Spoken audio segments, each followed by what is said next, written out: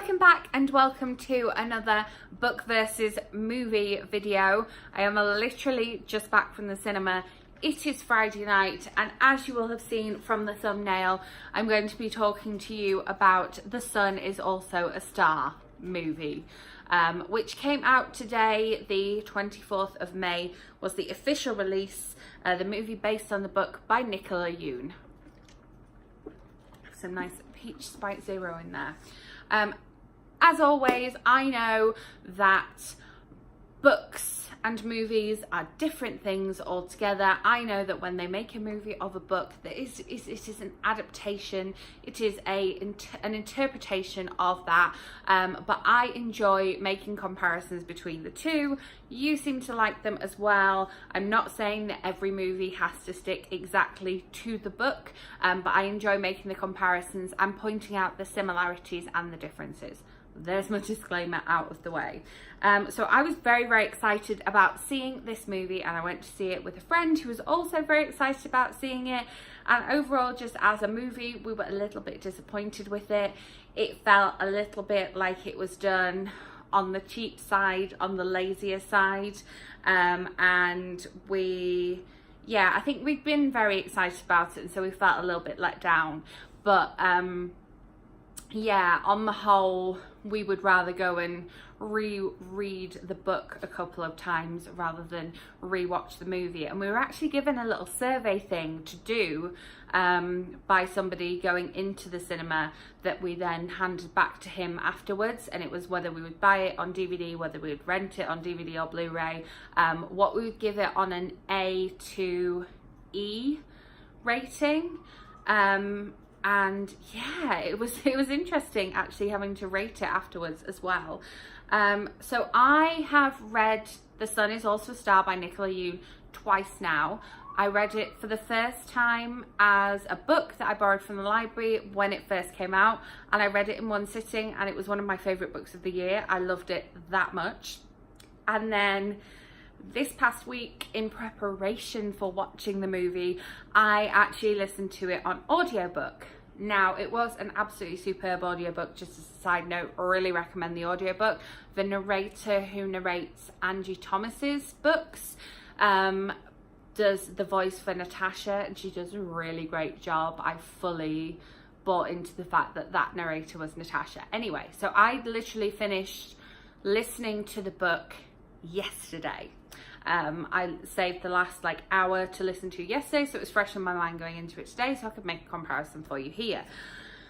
One of the things I really loved about the book is all the different side stories you get for the characters that Natasha and Daniel interact with over the course of the day that they are together.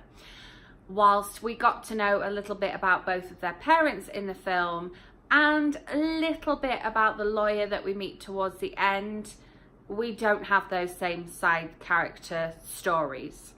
We don't have the driver who nearly knocks Natasha over.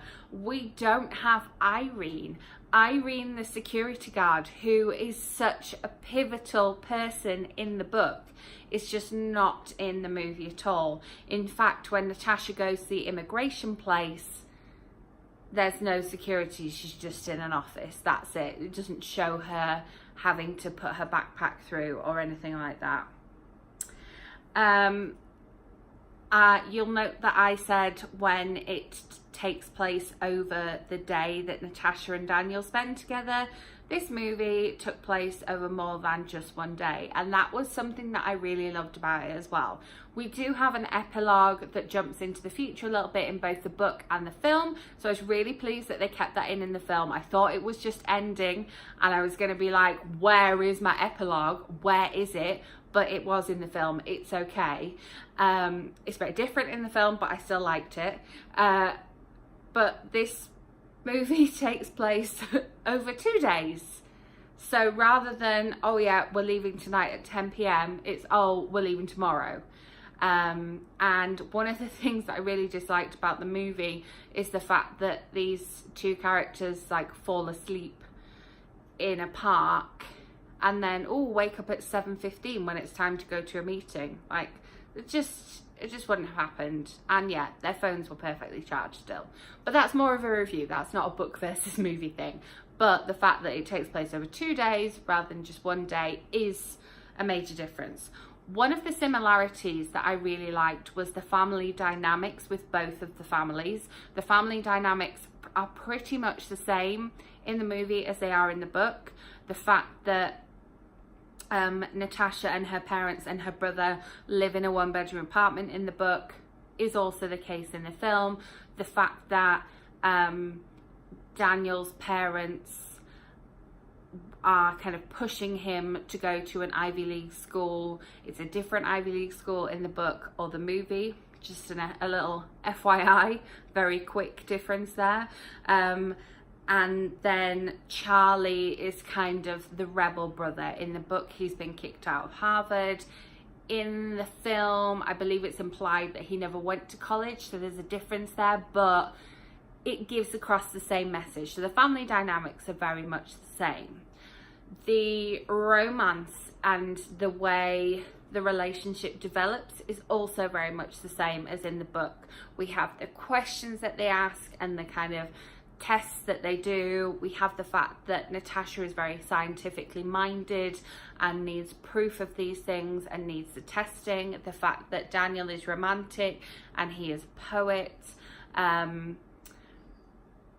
Yeah, the book is a dual narrative, and I feel like we get a nice balance of Daniel and Natasha, as well as the other side characters that we don't get in the film. The film felt very much like, this is Natasha's story. We are telling Natasha's story. We're only really going to see Natasha in this film.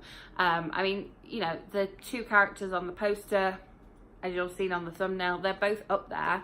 They have equally big parts, but I felt like Daniel was just there to be with Natasha, which is quite a big difference between the book and the film, I would say.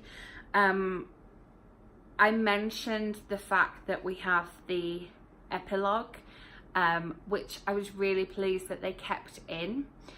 The epilogue is quite different, but I can understand that they made it different for it to fit better for a screen rather than a page. I don't object to the difference. If you're expecting it to be exactly the same, the epilogue isn't exactly the same. However, I think it really works and it really fits. It does bring in one of the side characters, not the same side character from the book. The side character that brings in obviously is in the book, and they have a different ending to what they do in the book, but again, it kind of works as well. But yeah, the film itself was disappointing, not because it strayed away from the book. I understand that books and films are different things. They're completely different audiences quite often as well. But it did feel like some lazy shooting. I wasn't a fan of the actress playing Natasha. I enjoyed the actor who played Daniel. I thought he did a good job. Some of the shooting was really weird. We had a lot of what were obviously supposed to be like artsy shots where it was just music and either shots of New York City or shots of kissing, and they felt like they went on just a bit too long. It almost became uncomfortable. And then we had these tilted shots that just made me feel dizzy. And then a lot of the film, the background was out of focus, which I'm not sure if it was a choice, but it was quite difficult then to focus on the characters because you were aware that everything around them was a bit fuzzy. And in one shot their feet were completely out of focus, whereas their bodies were in focus. That was really quite odd. Yeah, I had some issues with the film in general, but as a book versus movie goes, there were some changes that made it feel quite different to the book. There were some things that were kept the same, but the changes kind of, I think, made it feel less intense than the book felt. One of the things I really liked about the book was how intense it was, the fact that it takes place over this 1 day, and the fact that we jump between equal measures of Daniel and Natasha, and the film just really didn't pull that off for me because of the changes that were made. So there you have it, the book versus movie. As always, if there is a book versus movie video you would like me to talk about on here, let me know in the comments. Happy to read the book and then go and watch the movie, or I might have already read the book, or I might have already seen the movie. Sometimes we do it that way around. But let me know in the comments. If you enjoyed this video, give it a thumbs up. Make sure you are subscribed so that my next video lands in your subscription feed.